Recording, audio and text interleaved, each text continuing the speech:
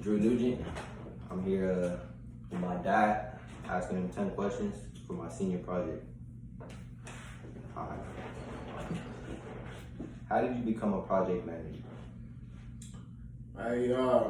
I started in the technical field in the late 90s in IT, and from there through a couple of jobs prior to that, small jobs, I landed a gig with Los Angeles County.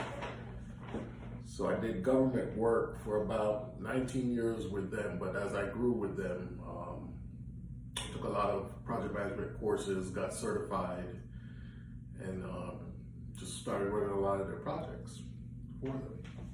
Okay. Was this considered your greatest achievement? There would be my career path?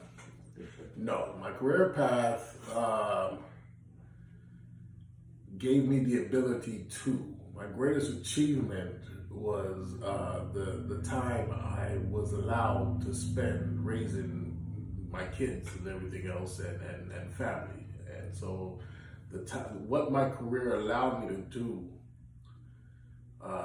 drove my greatest achievements, which was the time that I spent with my kids.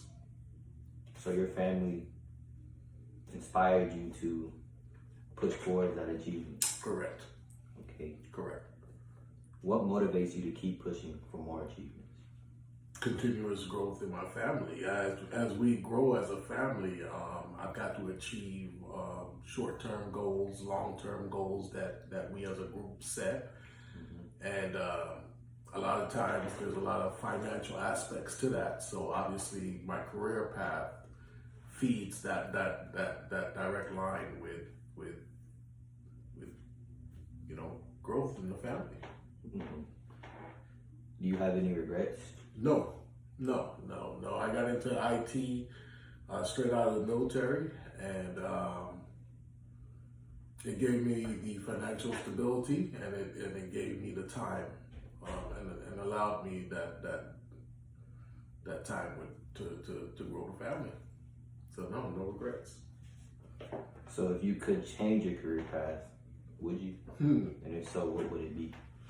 So, before IT and before the military, I wanted to be a doctor.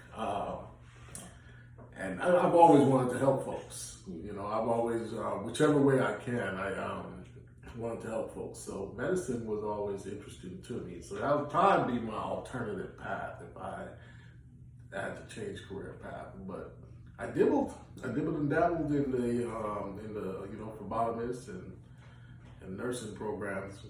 In the last 20 years, I went to school just on the side to do a couple of those things. So I got a taste of it. Mm-hmm. Okay. What was the hardest part about getting to where you are now?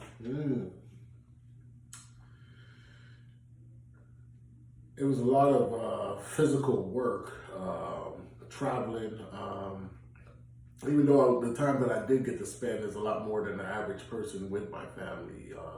The time away from home, we lived, over 90 miles from my base office. So we lived in the high desert, which was, outside of Los Angeles County. So that right there being 3 hours on one way, 3 hours coming back, that time on the road, that puts a physical wear and tear on the body.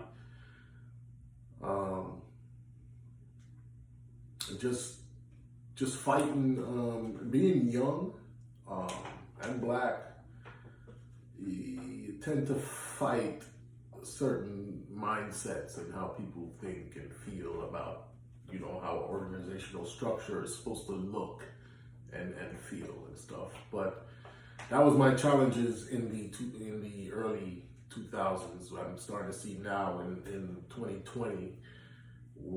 They've got a lot of different management styles out there to where it's a whole different type of leadership, and so it's a lot better. I've seen progress in that area, so there's not really too much discrimination going on, but it's still there. Mm-hmm. Do you have any advice for me going throughout for my future? My advice to anybody coming out of high school is to stick with it and to continue the effort, because the more you do when you're young, the less you have to do when you're older.